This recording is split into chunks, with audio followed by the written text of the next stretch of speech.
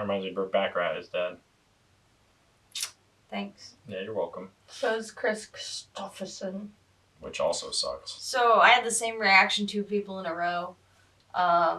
When Maggie Smith died while I was driving back from Nashville, and AJ said, "Oh, Maggie Smith died," and I said, "Well, she didn't die then, but you know what I mean." Yeah. And I said, "Didn't she already die?"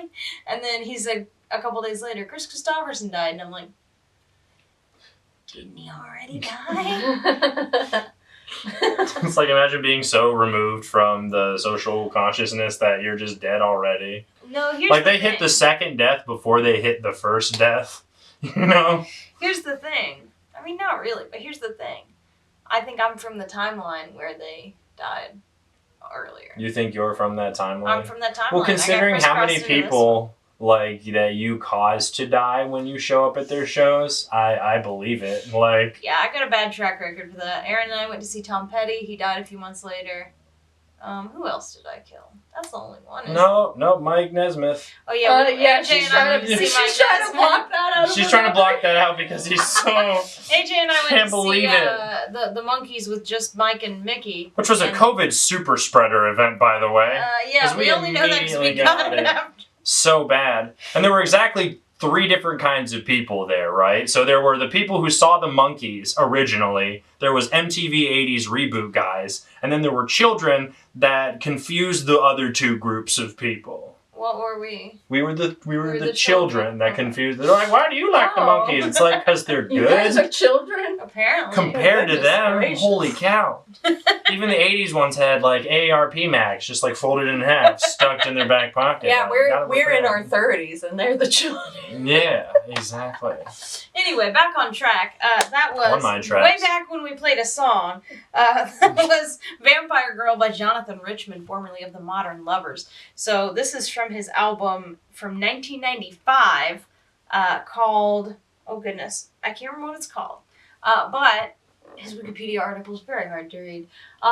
Because it's in a foreign language, No, or because his discography is very weird. Oh, Hold cool. on, I'll tell you. I actually, I'll tell you if you hold if you on. just- You go ahead and search that, but I'm just mentioning that was a song that I just found from Google.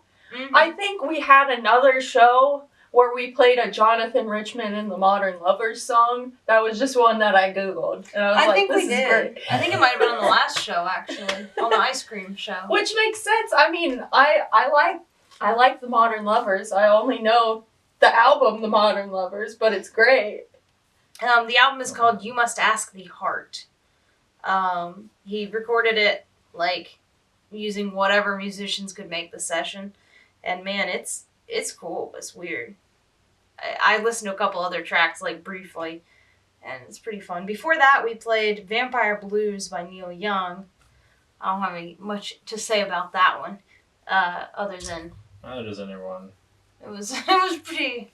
What, are you insulting Neil Young No, on this show? Never. Just his sideburns. Okay, that's fair. Next up, we got a song you've probably heard before. You've probably heard. It's by a little-known artist named Olivia Rodrigo. Who? And Whomst? it's certainly not a song that got played a lot last year. It's Vampire, which I absolutely love. Mm-hmm. I still want to do it for karaoke somewhere, but like, just knowing me, I'm gonna be a couple beers drink. Yep. Sure are. She's not right now, I'm just to gonna be clear. I'm gonna be a couple of adult beverages in, and I'm gonna have raspy night voice, and it's just gonna go bad. I like the idea of doing it for the Shatnoff.